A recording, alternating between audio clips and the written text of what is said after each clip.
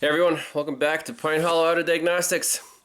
Today we're working on a 2005 Mazda Tribute with almost 190,000 miles on it. Customer complaint was something's roaring in the rear axle. Took it for a test drive, verified the left rear wheel bearing was rough, needed to be replaced. Okay, no big deal, right? Gravy job. Quoted time 2 hours. Yeah, shouldn't be a big deal, right? Well, here's where we're at. So for this system, it's a 4-wheel drive vehicle. In the instructions, they say remove the knuckle, the whole knuckle, and then take it to a press out the bearing. That's the way to do it via the factory service instructions. Well, I'm like, well, if I can get the hub tamer on there, we can do it right on the vehicle without tearing too much apart. So first, it was going pretty well. Got the shock absorber off, got these two ball joints separated, no big deal. Even the axle came out fairly easily. Take the nut off, drive this with an air hammer, freed it up from the hub. So the hub is over here. I'm like, oh, we're almost home free. However, the axle needs to come out of the hub completely so you can get the hub tamer on there and, you know, do your thing. However, in this case, the axle was too long, so you couldn't really move the knuckle far enough away to, you know, get the axle out of there to get your hub tamer on. And I tried whatever I could. And this pivot here, you know, the bushing, it pivots a little bit, but I could not get the knuckle far enough away to get the axle out. And you know, if you try to pull it out of the differential end, this end is also really long, so you could pull it out like that far, and you still couldn't get it out. So I'm like, well, I don't see any way around this. I have to undo this pivot right here to get the whole knuckle off and then work on it on the floor. That's where things got a little interesting. So here's the setup here. You can see the old and the new parts. So what happened? So this bolt here, I put a breaker bar on it. It seemed like it started to move. You can actually see that it did turn in this nut. However, then I heard the sound that no mechanic likes to hear when a bolt just snaps. Snap, boom. This part came out. I'm like, well, okay, not too big of a deal. We need a new bolt. But then again, it was, you know, Saturday, dealerships are closed. It's a dealership only part. So, like, well, we still got to get it off and do the job anyways. So this part was still on the vehicle. So what I ended up doing was taking an air hammer, chiseling this off. So see, this nut came with the remains of the bolt. That came off. But the knuckle still would not come out of the body. Well, why is that? Well, that's because this dowel, I guess, or cam plate they call it, was still in here.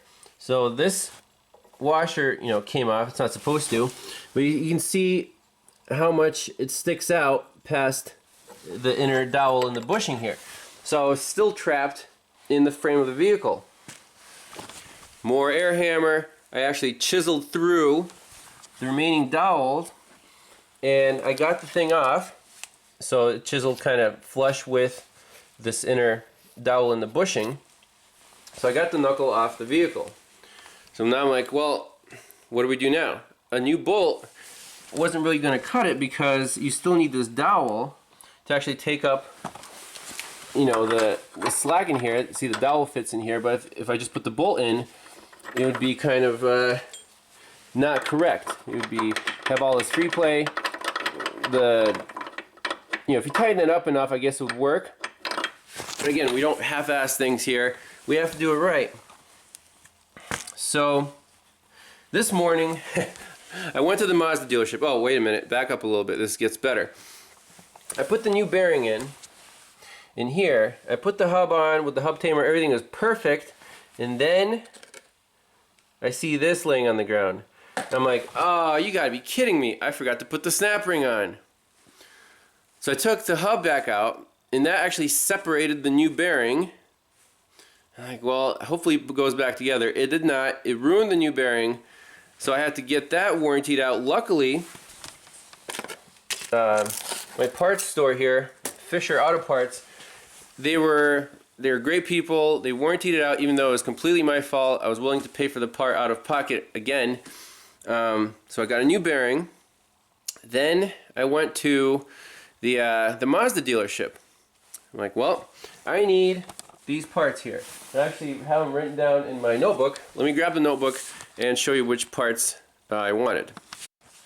So I actually printed this off, and again, you know, after I broke the bolt, obviously I'm like, well, I got to research, see what part numbers I want, just to do a little homework. Again, it takes time, but that's what you got to do.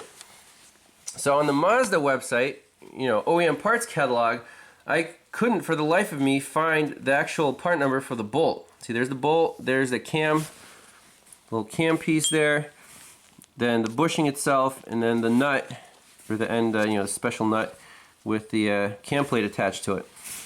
So I need 1, 2, 3 pieces. Now, the Mazda, you know, parts diagram did not have the bolt, so I went to the Ford website and found it on there. Since this is, you know, Ford Escape, is just a rebadged Ford Escape as a Mazda Tribute.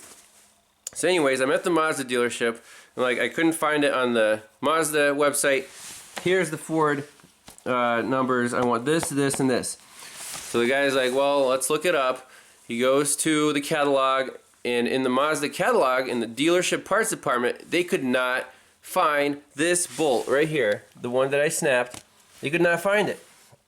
I'm like, well, can you cross-reference the Ford part number to the Mazda number? The guy tried and tried, and no luck. I'm like, well, the Ford dealership is right down the street. How about I go there? He felt really bad. He's like, I hate to do this, but yeah, that's probably your best option. So I couldn't get parts for a Mazda at the Mazda dealership, so I go to the Ford dealership. And there, surprisingly, the parts guy was very helpful. I just told him I have a 2005 Mazda Tribute. He's like, we don't do Mazdas here. I'm like, well, it's a Ford Escape. Do you have these part numbers? I even wrote them down. I have part numbers. And they had these 3 pieces in stock. I'm like, score. Something is going right today. So I got the parts, got the new bearing. And now the last piece I had to do was, you know, this remains of the cam sleeve was still stuck in the inner dowel here in the bushing. And to get that guy out, I spent another hour on the press over there using sockets. Probably, like, you know, I don't know if the socket's destroyed, but it's definitely deformed.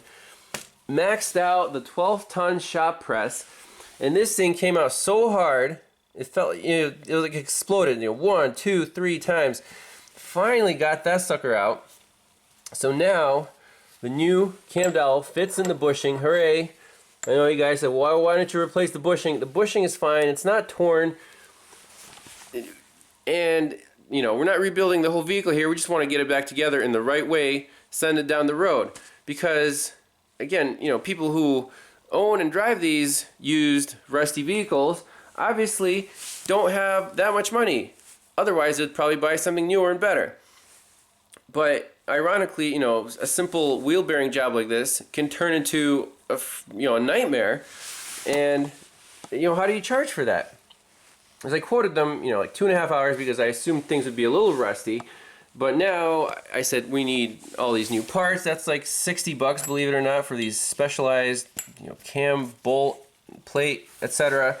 And then, you know, I just charged them an extra hour of labor. But how much time did I spend on this? Oh, at least 3 hours with the research and getting this dowel out and all this nonsense. So I don't know. I just feel like a little frustrated. I should have been done with this vehicle a few days ago, and you know, I got other stuff lined up, but this needs to be done. You know, it's taking up room. It's immobilized right now. I have to put it back together. So if you're gonna do a wheel bearing on one of these Ford Escapes, especially the 4-wheel drive models, watch out. You could be in for a little extra work, and You're gonna need extra parts and extra tools. And don't forget your snap ring. Don't want to ruin the new bearing. So that's that. Just a quick little, I don't know, got to vent, vent a little bit. And don't expect to go to the Mazda dealership and get all the parts you need. Go to the Ford dealership. And there are all the part numbers. So thanks for watching. Thanks for listening to my rant. And I'll see you guys next time. Bye-bye.